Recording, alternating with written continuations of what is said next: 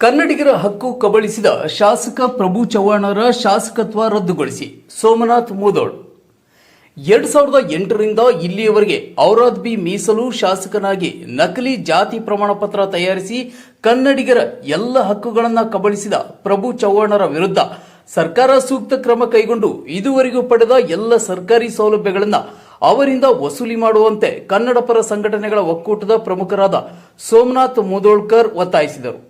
ನಗರದ ಜಿಲ್ಲಾ ಪತ್ರಿಕಾ ಭವನದಲ್ಲಿ ಸುದ್ದಿಗೋಷ್ಠಿ ಉದ್ದೇಶಿಸಿ ಮಾತನಾಡಿರುವ ಅವರು, ಮೂಲತಃ ಪ್ರಭು ಚವ್ಹಾಣ್ ಅವರು ಮಹಾರಾಷ್ಟ್ರ ರಾಜ್ಯದವರಾಗಿದ್ದು ತನ್ನ ಪ್ರಭಾವ ಬಳಸಿ ಇಲ್ಲಿಯ ತಹಶೀಲ್ದಾರ್ ಮೂಲಕ ತನ್ನ ಹಾಗೂ ತನ್ನ ಕುಟುಂಬಸ್ಥರ ಪರಿಶಿಷ್ಟ ಜಾತಿ ಪ್ರಮಾಣ ಪತ್ರ ಪಡೆದುಕೊಂಡು ಕನ್ನಡಿಗರಿಗೆ ಮೋಸ ಮಾಡಿದ್ದಾರೆ. ಈ ಕುರಿತು ಹಲವಾರು ಮೇಲ್ಮನವಿ ಪ್ರಾಧಿಕಾರ ಹಾಗೂ ನ್ಯಾಯಾಲಯದಲ್ಲಿ ಆಕ್ಷೇಪಣೆ ಸಲ್ಲಿಸಿದರೂ ಅಲ್ಲಿಯೂ ಸಹ ತನ್ನ ಪ್ರಭಾವ ಬಳಸಿಕೊಂಡು ಅರ್ಜಿ ವಾಪಸ್ ಪಡೆಯುವಂತೆ ಮಾಡಿದ್ದಾರೆ. 2023ರಲ್ಲಿ ರಾಜ್ಯದಲ್ಲಿ ನಡೆದ ವಿಧಾನಸಭಾ ಚುನಾವಣೆಯಲ್ಲಿ ಔರಾದ್ ಬಿ ಮೀಸಲು ವಿಧಾನಸಭಾ ಕ್ಷೇತ್ರದಿಂದ ಕಮಲಾನಗರ ತಾಲೂಕಿನ ಹಾಲಹಳ್ಳಿ ಗ್ರಾಮದ ನಿವಾಸಿ ನರಸಿಂಗ್ ತಂದೆ ತುಕಾರಾಂ ಅವರು ಚುನಾವಣೆಯಲ್ಲಿ ಸ್ಪರ್ಧೆ ಮಾಡುತ್ತಾರೆ. ನಾಮಪತ್ರ ಪರಿಶೀಲನೆ ದಿನದಂದು ಸೂಕ್ತ ದಾಖಲೆಗಳೊಂದಿಗೆ ನ್ಯಾಯವಾದಿಗಳ ಜೊತೆಯಲ್ಲಿ ಪ್ರಭು ಚವ್ಹಾಣ್ ಅವರ ನಾಮಪತ್ರಕ್ಕೆ ಆಕ್ಷೇಪಣೆ ಸಲ್ಲಿಸಿರುತ್ತಾರೆ. ಚುನಾವಣಾಧಿಕಾರಿಗಳು ಆಕ್ಷೇಪಣೆ ಬಗ್ಗೆ ಯಾವುದೇ ಸೂಕ್ತ ಕ್ರಮ ಕೈಗೊಂಡಿರುವುದಿಲ್ಲ.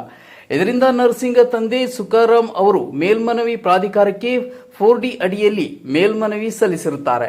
ಆಯುಕ್ತರು ಹಾಗೂ ಮೇಲ್ಮನವಿ ಪ್ರಾಧಿಕಾರವು ದಿನಾಂಕ ನವೆಂಬರ್ 22, 2023ರಂದು ಪ್ರಭು ಚವ್ಹಾಣ್ ಅವರಿಗೆ ವಿಚಾರಣೆ ಸಭೆಯ ಸೂಚನಾ ಪತ್ರ ನೀಡಿ 16/12/2023ರಂದು ಅಗತ್ಯ ದಾಖಲೆ ಮತ್ತು ದಸ್ತಾವೇಜುಗಳೊಂದಿಗೆ ಸದರಿ ದಿನಾಂಕದಂದು ಖುದ್ದಾಗಿ ಅಥವಾ ನ್ಯಾಯವಾದಿಗಳ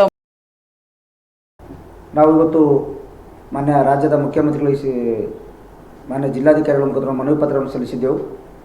ಹೊರ ರಾಜ್ಯದಿಂದ ಬಂದು ಕನ್ನಡಿಗರ ಹಕ್ಕನ್ನು ಕಸಿದುಕೊಂಡು 2008ರಿಂದ ಒಂದು ಔರಾದ್ ವಿಧಾನಸಭಾ ಚುನಾವಣೆಯಲ್ಲಿ ಸ್ಪರ್ಧೆ ಮಾಡಿ ಗೆಲುವು ಸಾಧಿಸುತ್ತಾ 4 ಬಾರಿ ಗೆಲುವಿಸಿದ ಪ್ರಭು ಚವ್ಹಾಣ್ ಅವರು ಕನ್ನಡಿಗರ ಹಕ್ಕನ್ನು ಕಸಿದುಕೊಂಡು ತನ್ನ ಹಣಬಲ ಮತ್ತು ತೋಳ್ಬಲದಿಂದ ದುಡ್ಡನ್ನು ಖರ್ಚು ಮಾಡಿ ಕಾಸ್ಟನ್ನು ಒಂದು ಜಾತಿ ನಕಲು ದಾಖಲೆಗಳನ್ನು ಸಲ್ಲಿಸಿ ನಕಲಿ ಜಾತಿ ಪ್ರಮಾಣಪತ್ರವನ್ನು ಪಡೆದುಕೊಂಡಿದ್ದಾರೆ. ಈ ವಿಷಯ ಕುರಿತು 2023ರ ಒಂದು ಸಾರ್ವತ್ರಿಕ ವಿಧಾನಸಭಾ ಚುನಾವಣೆಯಲ್ಲಿ ನಮ್ಮ ಕಮಲನಗರ ತಾಲೂಕಿನ ಹಳ್ಳಹಳ್ಳಿ ಗ್ರಾಮದ ನರಸಿಂಗ್ ತುಕಾರಾಂ ಅವರು ಒಂದು ವಿಧಾನಸಭೆ ಚುನಾವಣೆಗೆ ನಾಮಪತ್ರ ಸಲ್ಲಿಸ್ತಾರೆ. ಚುನಾವಣೆಗಳು ಸ್ಪರ್ಧೆ ಮಾಡ್ತಾರೆ. ಚುನಾವಣೆ ಒಂದು ನಾಮಪತ್ರ ಪರಿಶೀಲನೆ ದಿವಸ ನರಸಿಂಗ್ ತುಕಾರಾಂ ಅವರು ತಮ್ಮ ನ್ಯಾಯವಾದಿಗಳ ಮುಖಾಂತರ ಒಂದು ಸಂಪೂರ್ಣ ಎಲ್ಲ ಮೂಲ ದಾಖಲೆಗಳೊಂದಿಗೆ ಚುನಾವಣೆ ಅಫಿಡವಿಟ್ ಸಲ್ಲಿಸ್ತಾರೆ, ತಕರಾರು ಅರ್ಜಿ ಸಲ್ಲಿಸ್ತಾರೆ. ಕೂಡ ಚುನಾವಣೆ ರಿಟರ್ನಿಂಗ್ ಆಫೀಸರ್ ಏನಿದ್ದಾರೆ ಈ ದಾಖಲೆಗಳ ಬಗ್ಗೆ ಯಾವುದೇ ಪರಿಶೀಲನೆ ಮಾಡದೆ ನಾಮಪತ್ರ ಸ್ವೀಕಾರ ಮಾಡ್ತಾರೆ. ನರಸಿಂಗ್ ತುಕಾರಾಂ ಅವ್ರದ್ದು ನಾಮಪತ್ರ ಸ್ವೀಕಾರ ಮಾಡ್ತಾರೆ. ಹೀಗಾಗಿ ನರಸಿಂಗ್ ತುಕಾರಾಂ ಅವರು ಮಾನ್ಯ ಸಮಾಜ ಕಲ್ಯಾಣ ಇಲಾಖೆ ಕಮಿಷನರ್ಗೆ ಒಂದು ಮೇಲ್ಮನವಿ ಒಂದು ಅರ್ಜಿ ಸಲ್ಲಿಸ್ತಾರೆ. ಇವರು ಜಾತಿ ಪ್ರಮಾಣ ಪತ್ರ ನಕಲಿದೆ, ನಮಗೆ ಇವರು ಮೋಸ ಮಾಡ್ತಾ ಇದ್ದಾರೆ ಅಂಥೇಳಿ ಪ್ರಭು ಚವ್ಹಾಣ್ ಅವರು ಅದ್ರ ಮೇಲೆ ಸ್ಟೇ ತರ್ತಾರೆ. ಸ್ಟೇ 2023ರಿಂದ ಇಲ್ಲಿವರೆಗೆ ಅದು ಸ್ಟೇವನ್ನು ಒಂದು ತಡೆಯಾಜ್ಞೆಯನ್ನು ಕರ್ನಾಟಕ ಉಚ್ಚ ನ್ಯಾಯಾಲಯ ಕಲಬುರಗಿ ಪೀಠ ವಾದ ಮತ್ತು ಪ್ರತಿವಾದಿಗಳ ವಾದವನ್ನು ಆಲಿಸಿ 17ನೇ ತಾರೀಕು 3ನೇ ತಿಂಗಳು 2025ರಂದು ಒಂದು ತೀರ್ಪನ್ನು ಕೊಡ್ತಾರೆ. ಈ ಪ್ರಭು ಚವ್ಹಾಣ್ ಅವರ ತೀರ್ಪು 220 ಪುಟಗಳ ಒಂದು ತೀರ್ಪಿದೆ. ಲ್ಯಾಂಡ್ಮಾರ್ಕ್ ತೀರ್ಪಂತೆ ಐತಿಹಾಸಿಕ ತೀರ್ಪು. ಈ ತೀರ್ಪಿನಲ್ಲಿ ಏನು ಉಲ್ಲೇಖಿಸಿದ್ರೆ 28ನೇ ತಾರೀಕು 4ನೇ ತಿಂಗಳು 2025ರೊಳಗಾಗಿ ಕೋರ್ಟ್ಗೆ ನೀವು ಅಫಿಡವಿಟ್ ಸಲ್ಲಿಸಬೇಕು. ಈ ಜಾತಿ ಪ್ರಮಾಣಪತ್ರ ವಿವಾದ ಏನಿದೆ ಇದ್ರ ಬಗ್ಗೆ ಗಂಭೀರತೆಯನ್ನು ಪರಿಗಣಿಸಿ ಕೂಡಲೇ ಇದ್ರ ಬಗ್ಗೆ ಸೂಕ್ತ ಕ್ರಮ ಕೈಗೊಂಡು 28ನೇ ತಾರೀಕಿಗೆ ಅಫಿಡವಿಟ್ ಸಲ್ಲಿಸಬೇಕಂತೇಳಿ ಸರ್ಕಾರಕ್ಕೆ ಮತ್ತು AGಗ ಜಡ್ಜ್ಮೆಂಟ್ ಕೋರ್ಟ್ ಆರ್ಡರ್ ಮಾಡಿದೆ. ಅದನ್ನು ನಾವು ಇವತ್ತು ಮಾನ್ಯ ಜಿಲ್ಲಾಧಿಕಾರಿಗಳಿಗೆ ಮನವಿ ಕೊಟ್ಟಿದ್ದೆವು. ಇನ್ನು ಹೊರ ರಾಜ್ಯದ ವ್ಯಕ್ತಿ ಬಂದು ನಮ್ಮ ರಾಜ್ಯದ ಕನ್ನಡಿಗರ ಹಕ್ಕನ್ನು ಕಸಿಕೊಂಡು ಶಾಸಕರಾಗಿದ್ದಾರೆ.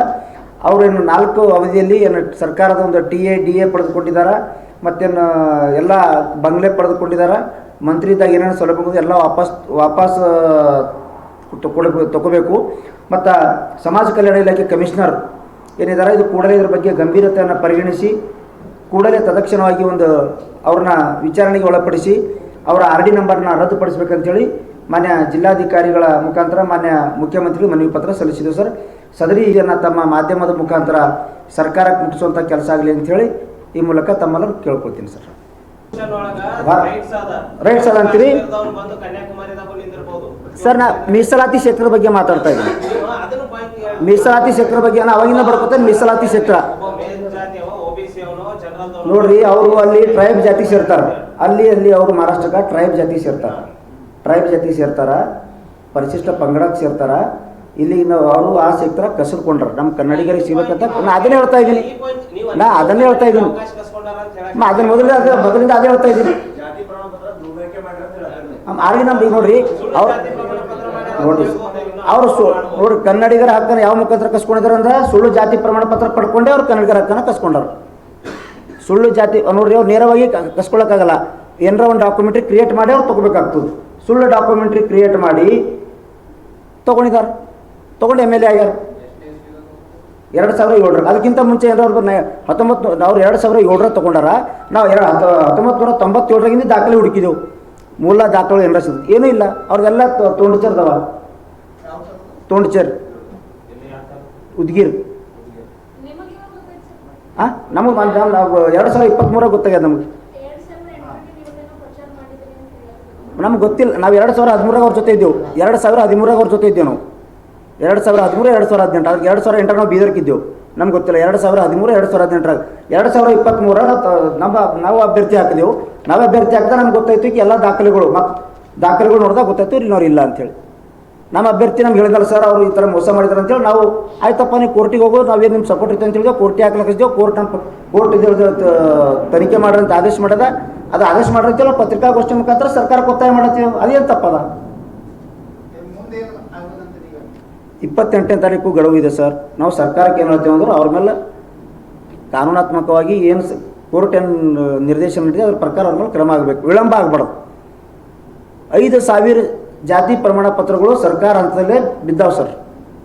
ಎಷ್ಟೋ IAS ಆಫೀಸರ್ IPS ಆಫೀಸರ್ನು ಪಡ್ಕೊಂಡಾರ. ಅಂಥವ್ರು ಅಧಿಕಾರ ದುರ್ಬಳಕೆ ಮಾಡಿಕೊಂಡು ಹಾಗೆ ಪೆಂಡಿಂಗ್ ಇಟ್ಟಾರ. ಅವ್ರು ನಿವೃತ್ತಿ ಹೊಂದಾರ, ಸೇವಾ ನಿವೃತ್ತಿ ಹೊಂದಾರ. ಅಂಥವ್ರು ತನಿಖೆ ಮಾಡೋಕ್ಕಿಲ್ಲ. ನಾಳೆ ಇವ್ರದ್ದು ಏನಾಗ್ತಂತ ಏನು ಗ್ಯಾರಂಟಿ? ಅದಕ್ಕೆ ನಾವು ಒತ್ತಡ ಹಾಕಿದ್ದೇವೆ ಸರ್ಕಾರ ಮೇಲೆ.